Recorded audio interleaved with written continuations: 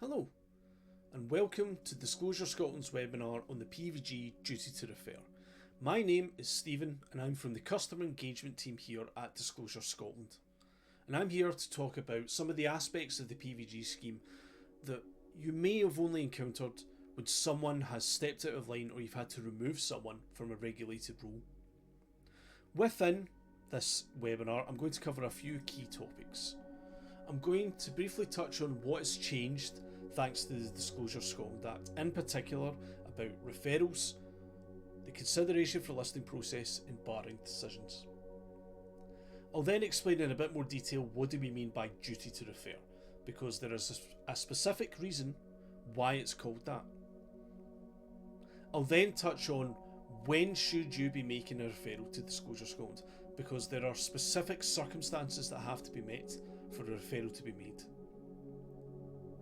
I'll then touch on how you make a referral to us here at Disclosure Scotland, and then I'll finish up by covering what happens to your referral, i.e. what do we do with the information that you provide to us. In terms of what's changed, as of April 2025, there haven't been any changes to the referral or the consideration processes around the PVG scheme. These have proven to be effective since its introduction in 2011, and the Disclosure Scotland Act has not sought to make any changes to these parts. However, from late 2025, we will have the ability to impose standard conditions on PVG scheme members who fall under consideration for listing. This means if we have to take a closer look at an individual due to their behaviour, and we have to look into whether they should still be deemed suitable to work with children or protected adults, from later this year, not only will we be able to inform organisations of this, we'll be able to put conditions on their ability to work in certain roles. What's not changed? Well, an organisation or an accredited body's duty to refer, it is still in place, and as I'm going to touch on in a few minutes, it's a legal obligation that any organisation who uses the PVG scheme must meet. The circumstances that require a referral to Disclosure Scotland has not changed, and neither has the consideration for listing process. And finally, barring decisions apply right across the United Kingdom. If Disclosure Scotland choose to bar an individual from doing regulated roles with children or protected adults, our colleagues in the Disclosure and Barring Service have to match that decision straight away, so it applies in England and Wales as well as Scotland. And the same is true if DBS makes a decision to bar an individual in England and Wales. We at Disclosure Scotland match that decision as well. Okay, what is the duty to refer? Well, according to the legislation, more specifically Section 9 of the PVG Act, an organisation which fails without a reasonable excuse to comply with a duty imposed by any of Sections 3 to 5 within 3 months on which the duty arose is guilty of an offence. Okay, but what does that actually mean? Well, if you, an organisation, fail to make a referral within 3 months of when the conditions are met, you could be reported to Police Scotland because you're committing an offence.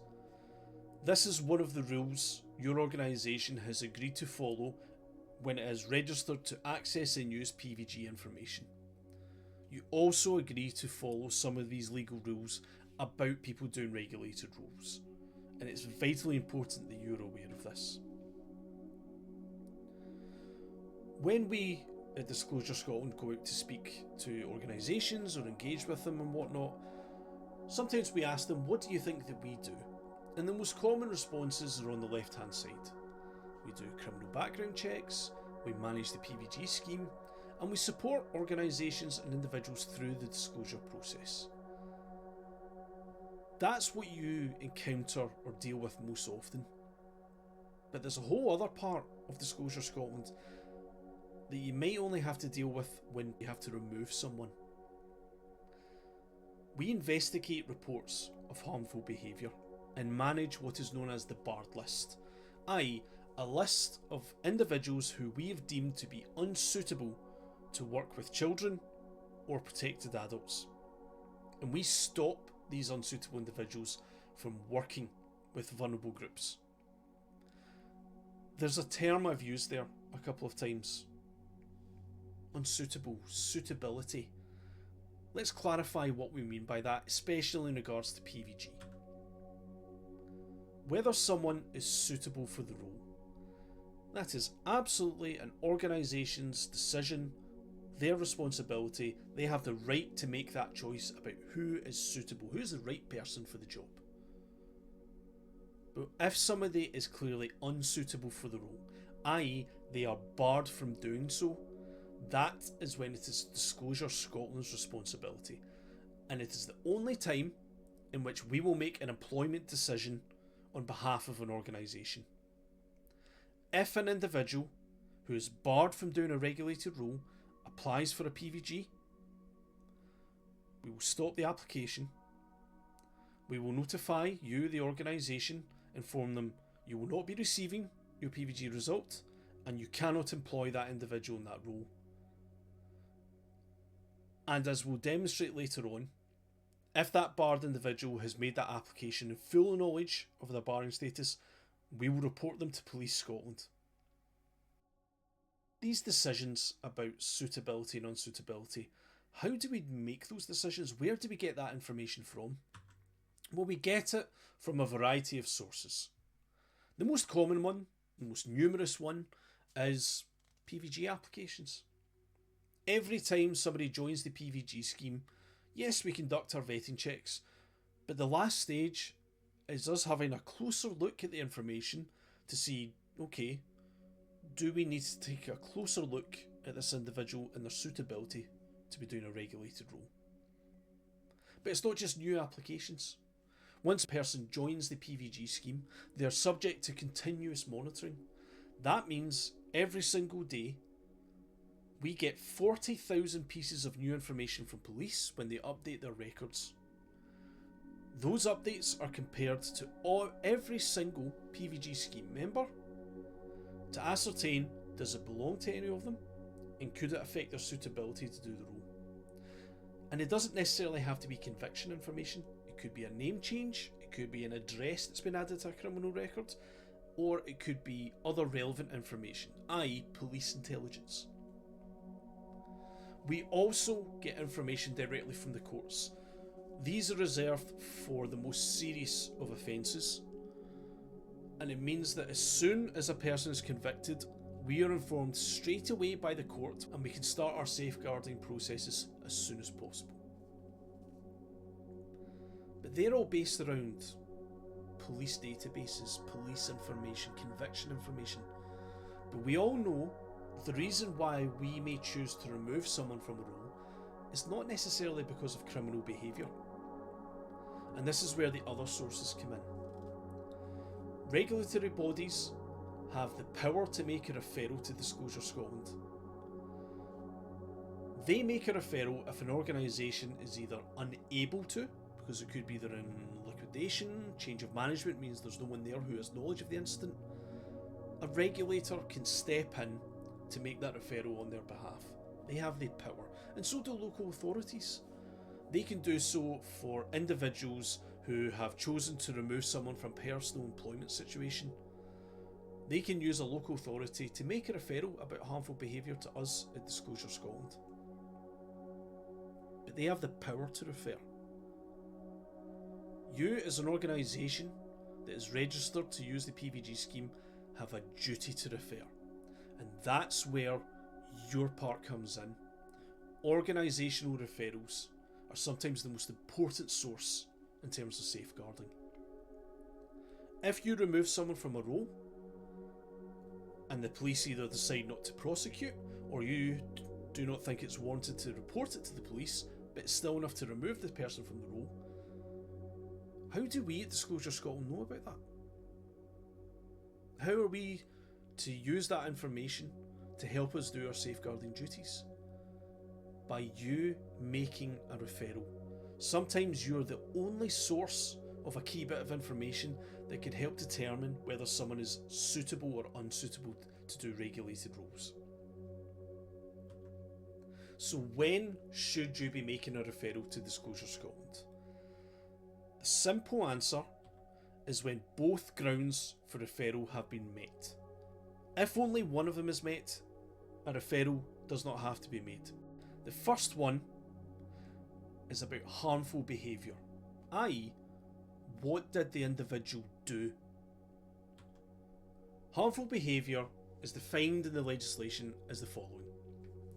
Whether or not in the course of an individual's work, now that's an important statement. The behaviour that you're making a referral about doesn't have to have happened in the workplace, but as the second ground that I'm going to cover makes clear, it will affect your decision to retain them or not. Caused harm to a child or protected adult. And when we say harm, there's a number of different types of harm that we could be talking about. Physical, sexual, emotional, financial, verbal. The other types of harmful behaviour covered by the law is placing a child or protected adult at risk of harm. Now, no harm necessarily may have been caused, but they did put them at risk of harm. And the most common way in which this is displayed is by people ignoring safety procedures, ignoring the rules that are in place to protect the children or protect the protected adults. What if you are in a nursery and for the children to be able to go out in an activity outside the nursery, there has to be an established ratio of children to adults, but a couple of your colleagues are off sick? Well, I don't want the children to miss out. I'll take them out anyway, even though there shouldn't really be enough adults for that size of group. Now, nothing might happen. The children might enjoy themselves, no harm has been caused, nothing has happened. But you have still chosen to put those children at risk of harm because you ignored the safety rules. These are the sort of things that we're talking about when we say place a child or protected adult at risk of harm. Now, we're not saying we want organisations to report every single incident. The second criteria, the second ground, is going to make this very clear. Other types of harmful behaviour. Engaged in inappropriate conduct involving pornography. Engaged in inappropriate sexual conduct with a child or protected adult. These ones are quite clear. Given inappropriate medical treatment to a child or protected adult. This one can cover a range of things, but really what we're looking at is people who are repeatedly fail to follow medical treatment plans, people who choose to ignore instructions from their colleagues or from doctors, people who have been unable to give proper treatment to a child or protected adult. It's not about whether they made a mistake or not.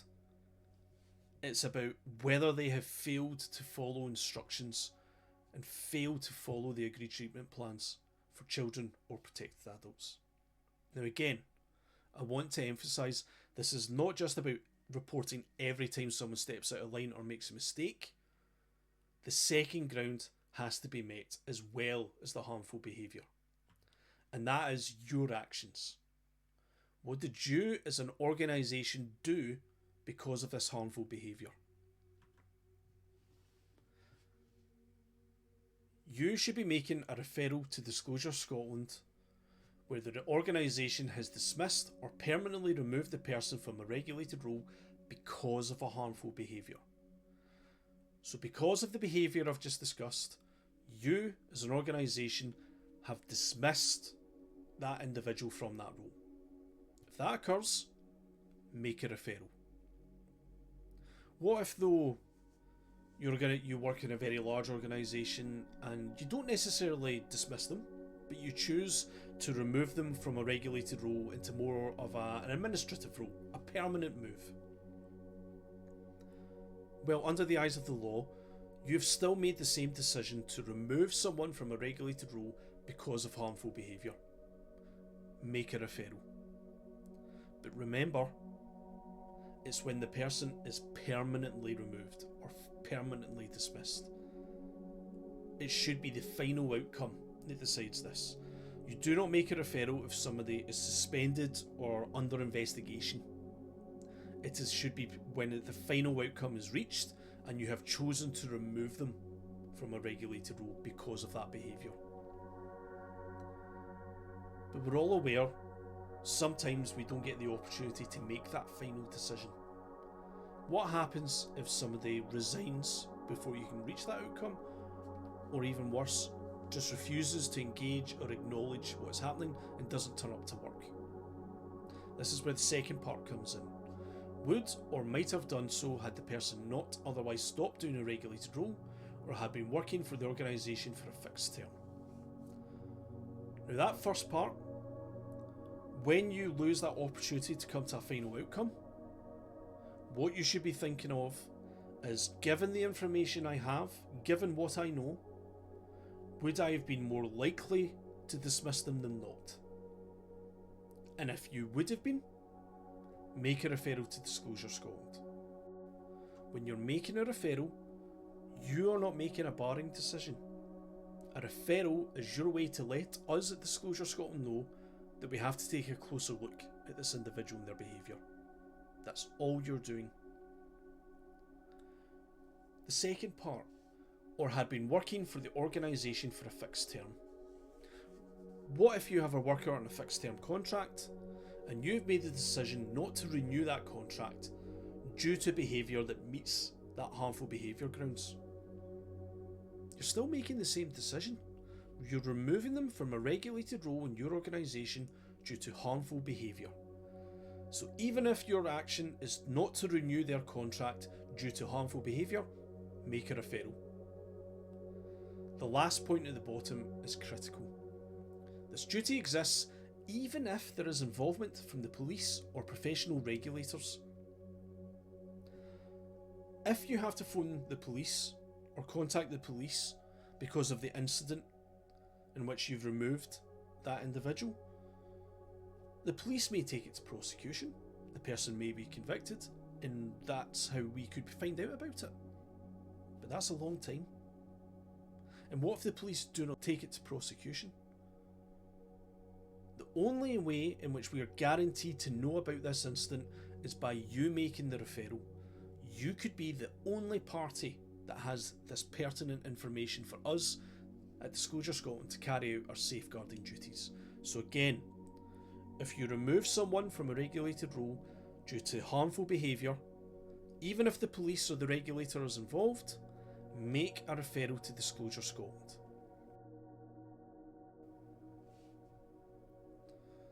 An organisational referral is required when both grounds have been met: harmful behaviour, your actions.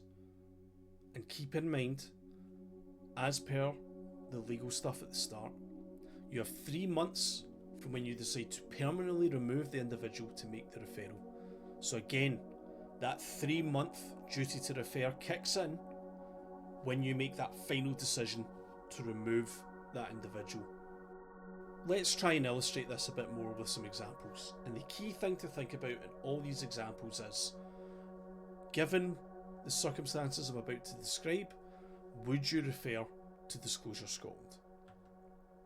The first one is about a health visitor. A health visitor has been investigated after numerous allegations were made about their practice. The investigation revealed that over 6 months, the health visitor had repeatedly failed to attend health visits, but they also altered documents to show they had attended, or those that they were intending to visit were not at home. This was reported to the Nursing and Midwifery Council, i.e. the regulator, and they placed a temporary restriction order. Now, in an interview, the health visitor advised that their caseload had got on top of them, and so they began to cut corners. It was also noted that the individual had previously been sanctioned for being verbally abusive to a manager. Now, following an internal disciplinary meeting, the health visitor was dismissed. Given what's there, would you have made a referral to Disclosure Scotland? Our advice is that this one is a referral. The individual placed patients at risk of harm by not attending visits and falsifying records. This clearly meets the harmful behaviour grounds. The involvement of the regulator, the Nursery and Midwifery Council, that doesn't affect the decision whether you should be making a referral or not. The previous reports of verbal abuse towards a colleague, that's not the sort of behaviour that meets a referral ground. Remember, it's about harmful behaviour towards a child or protected adult, not towards a colleague. They were dismissed due to that harmful behaviour described. So that makes the second ground your actions. Both the harmful behaviour and your action grounds have been met, so the duty to refer has clearly been met. Let's do one more. What about a home carer, someone that was employed to provide care at home services? They were employed to provide a home care service to protected adults with physical difficulties. This consisted of general housework, such as tidying the service user's house, doing their laundry, and preparing meals. They developed a close relationship with one particular service user. And whilst the carer was doing their own shopping, they went out their way to pick up extra items for the service user. Now, this was not part of their job role, and they didn't keep any receipts or records of what had been purchased. The behaviour was investigated when it was discovered that they were providing a service outside of the job description. Now, no financial harm was proven, and the service user had no complaints. This is a trickier one, and really the critical factor in this case is, what would you as an organisation have done about this?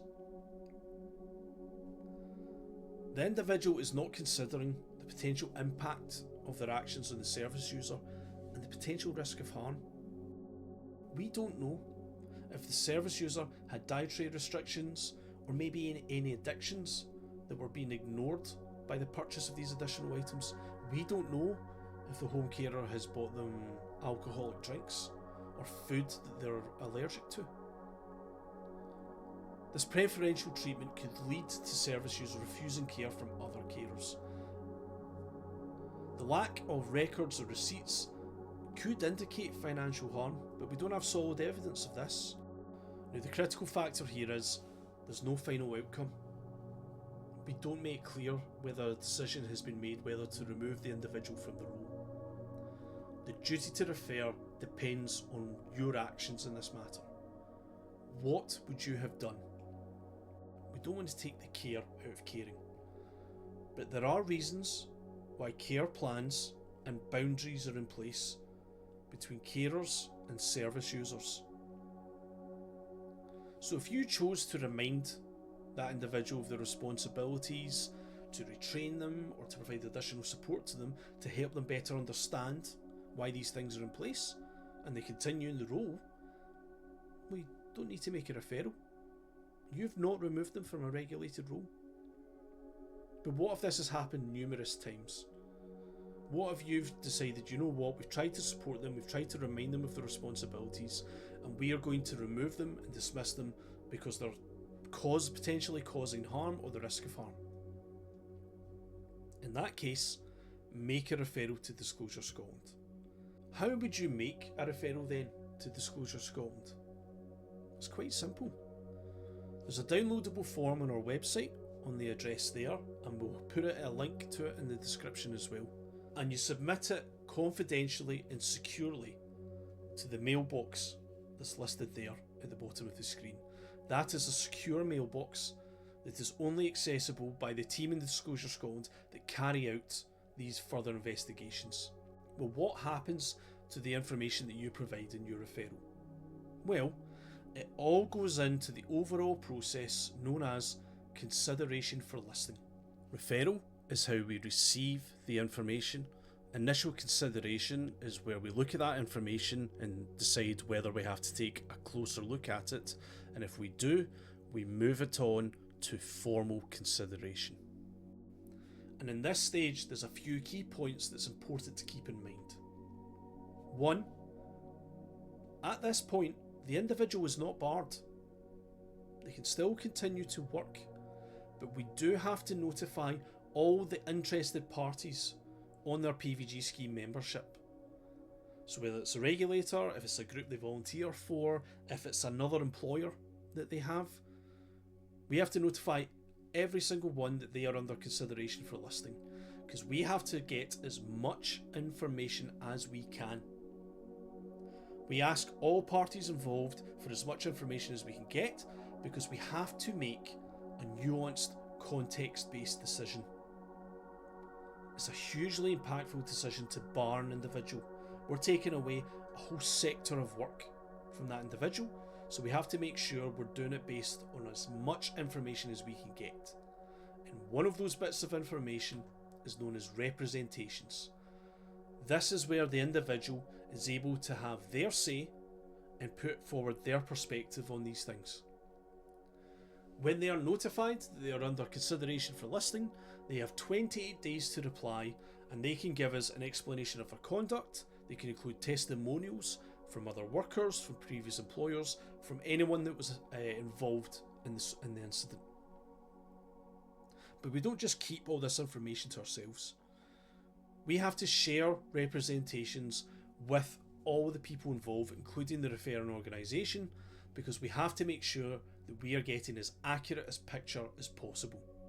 So if you as an organisation have somebody in your employment that comes under consideration for listing, the best thing you can do is encourage them to make their representations, because sometimes that could be the most influential part in us making our decision. And that decision is known as a listing decision. Once we have as much information as we can get, or that we feel we require, we will decide whether the person is listed as unsuitable to work with children or protected adults.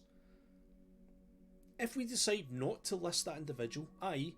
do not bar them, we notify all the interested parties, including the individual.